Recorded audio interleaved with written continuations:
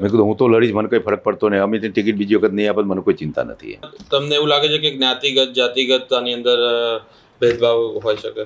આ લેટર પર એવું લાગે છે ઓબીસી એસટી એસસીનું નુકસાન થઈ રહ્યું છે, એ સ્પષ્ટ દેખાય છે આની અંદર. એનો જે આપણે તર્ક લેવો લઈ છે કે આની અંદર સ્પષ્ટતા થાય છે કે આમાં, અને આ લોકો ગરીબ બાળકો હોય છે, પૈસા ખર્ચે, ગાંધીનગર મહિને 5,000 ખર્ચી કરે છે, એવા લોકોને અન્યાય થાય છે. આના ઉપરથી સ્પષ્ટ થાય છે.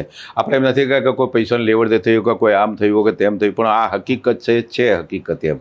અને આપણો છોકરાને 20 માર્ક આપવાથી નપાસ થયો છે, હકીકત એનું નસીબ હતું તે યુપીએસસીમાં. જો યુપીએસસીની અંદર સુપ્રીમ કોર્ટનો છે, અપર જે પરીક્ષા હોય ને એ 13.5%થી તમે વધારે મૌખિક ઇન્ટરવ્યૂ ના રાખી શકો. માં કોઈ 900 માર્કનું હોય તો એના 13.5%થી વધારે તમે ઓપન ઇન્ટરવ્યૂ ના, એટલે ઓપન ઇન્ટરવ્યૂવાળાને વધારે માર્ક આપીને કોઈ પાસ ના કરી શકે.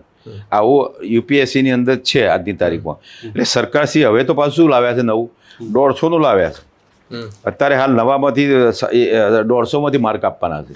હવે 150માંથી માર્ક આપે તો 150માંથી 130 માર્ક આપે, અને પેલો 100% લેખિતમાં આવ્યો હોય તો